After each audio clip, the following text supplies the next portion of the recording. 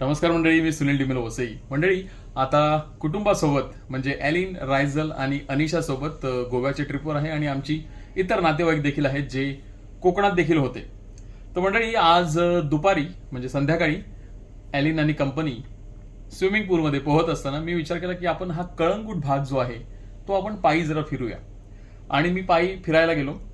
मी जवळपास 2 तासांपेक्षा जास्त पायी फिरलो. 7.5-8 किलोमीटर पायपीट केली.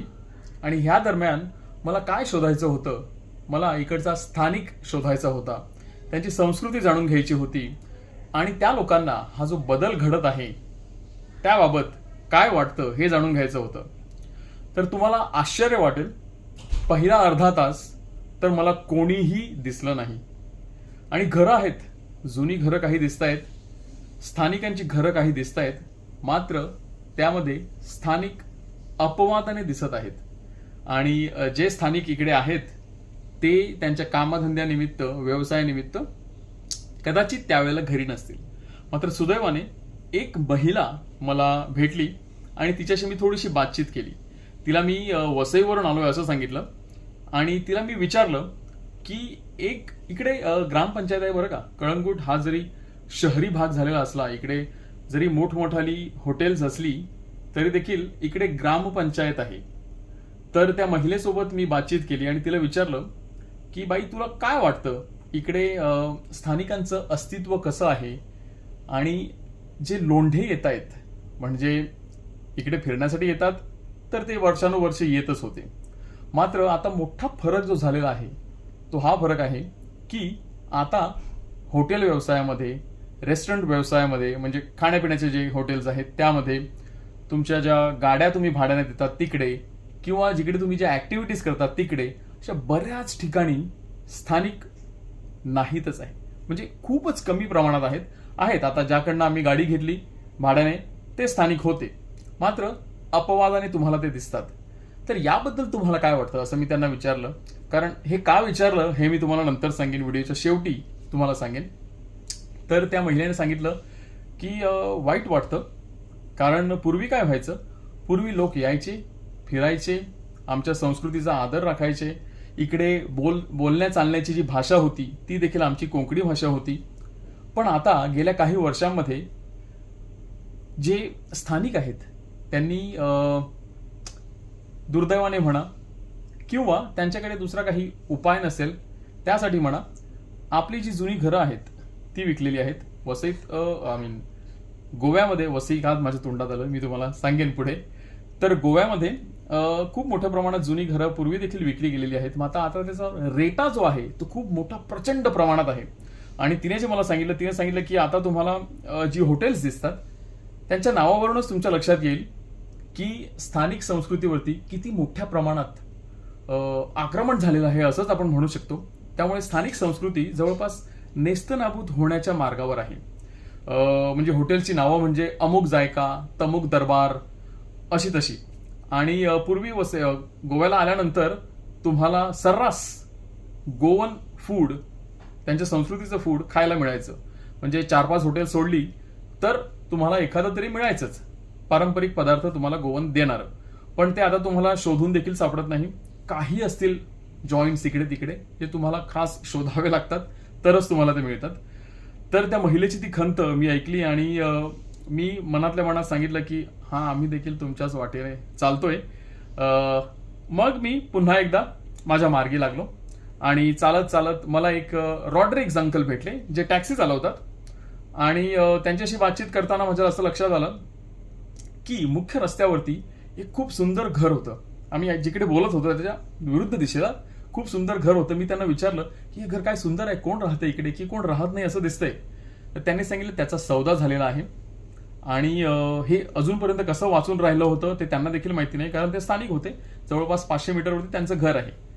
त्यांचं घर देखील 150 वर्ष जुनं आहे बरं का. तर हे जे रस्त्याच्या विरुद्ध दिशेला घर होतं, मोठी प्रॉपर्टी आहे, त्याचा सौदा झालेला आहे तब्बल 65 करोड रुपयांना.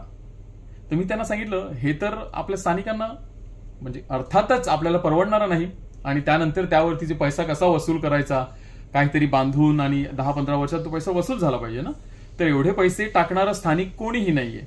त्यामुळे अर्थातच अशा प्रॉपर्टीज बाहेर जात आहेत आणि ते आपल्याला प्रकर्षानं इकडे फिरत असताना जाणवून येतं. नंतर मी पुन्हा आतमध्ये गावात गेलो त्यांचं घर पाहण्यासाठी.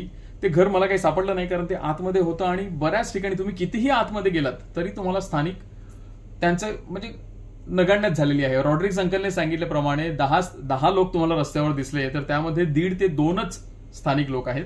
इतक्या मोठ्या प्रमाणात पर्यटक आणि इकडे येऊन राहून व्यवसाय करणारे लोक झालेले आहेत. मग त्यांचं घर पाहायला गेलेलो असताना मला 2 म्हाताऱ्या काकू भेटल्या. त्यांच्याशी बोलत असताना माझ्या असं लक्षात आलं की तिकडे जी नवीन पिढी आहे, जसं आपल्या इकडे देखील म्हणजे वसईला आणि मुंबईच्या भागात देखील आपण पाहाल तर नवीन पिढी भारतात राहायला तयारच नाहीये. त्याप्रमाणेच त्यांच्या इकडे देखील म्हातारी माणसं राहिलेली आहेत. काही तरुण तुरळक प्रमाणात इकडे तिकडे आहेत, मात्र मोठ्या प्रमाणात तरुण बाहेर गेलेले आहेत, परदेशी गेलेले आहेत, मुंबईत असतील किंवा इतर कोणत्या शहरामध्ये राहत आहेत. आणि गोव्यामध्ये हे प्रमाण म्हणजे हा प्रकार बऱ्याच वर्षांपूर्वी सुरू झालेला होता. म्हणजे आता समजा आपल्या इकडची मंडळी गेल्या 10-15 वर्षात परदेशी जायला सुरुवात झाली असेल तर गोव्यात ते जवळपास 40 वर्षांपूर्वी सुरू झालं होतं. त्यामुळे त्याचा प्रभाव जो आहे तो खूप मोठ्या प्रमाणात दिसतो. आता मी मुख्य मुद्द्यावर येतो, तो म्हणजे मला वसई असं नेहमी माझ्या तोंडात का आलं हा व्हिडिओ बनवताना, कारण वसईमध्ये देखील अशीच परिस्थिती आहे. आता वसईची स्थानिक संस्कृती जी आहे म्हणजे आमचे आगरी, वाडवळ, कोळी, कुपारी, भंडारी, आता जी काही नावं राहून गेली असतील ते देखील, ही सर्व मंडळी स्थानिक म्हणून एकत्र येण्याची खूपच मोठ्या प्रमाणात गरज आहे. कारण स्थानिक म्हणून आपण आपलं अस्तित्व हळूहळू हरवत चाललेलो आहोत. म्हणजे आपण आपल्या नाक्यावर जरी गेलो तरी आपल्याला, आता माझं गाव छोटं खेडेगाव आहे, तिकडे मी नाक्यावर जरी गेलो 100-200 मीटरवरती तरी संध्याकाळी 6-7 वाजता मला माझं अस्तित्व आहे की नाही असं वाटतं. इतक्या मोठ्या प्रमाणात बाहेरची मंडळी आपल्याला दिसते. त्यांनी यावं, काही हरकत नाही, पण स्थानिक संस्कृतीचा आब राखावा, स्थानिक संस्कृतीचा मान राखावा, भाषेचा मान राखावा, अशी एक माफक अपेक्षा जी असते ती आमची देखील आहे. तर वसईकरांनो, मला तुम्हाला इतकंच आवाहन करायचंय की आपल्या जमिनी ज्या आहेत त्या जपा. जमिनी विकल्या गेल्या तर आपलं अस्तित्व संपलं हे तुमच्या म्हणजे येत्या 10-15 वर्षामध्ये लक्षात येईल की जमिनी कितक्या महत्वाच्या आहेत. जमिनी आपल्याकडे असायला हव्यात. जमिनी विकल्या म्हणून एक देश आता देशोधडीला लागलेला आहे. ज्या लोकांना त्यांनी जमिनी विकल्या तो देश त्यांना वेठीस धरत आहे, त्यांच्यावरती खूप मोठ्या प्रमाणात अत्याचार देखील करत आहे. हे का झालं? कारण त्यांनी जमिनी विकल्या काही वर्षांपूर्वी आणि नंतर त्या जबरदस्तीने घेतल्या गेल्या, तो भाग वेगळा. तर स्थानिक वसईकर आणि इतर जिकडे मोठ्या प्रमाणात संस्कृती हरवत चाललेली आहे, इतर संस्कृती किंवा इतर लोक येऊन ती ओव्हर पॉवर करू पाहत आहे, त्या लोकांना एकच आवाहन आहे, एकच मी सूचना करू इच्छितो, विनंती करू इच्छितो की तुम्ही तुमच्या जमिनी राखून ठेवा.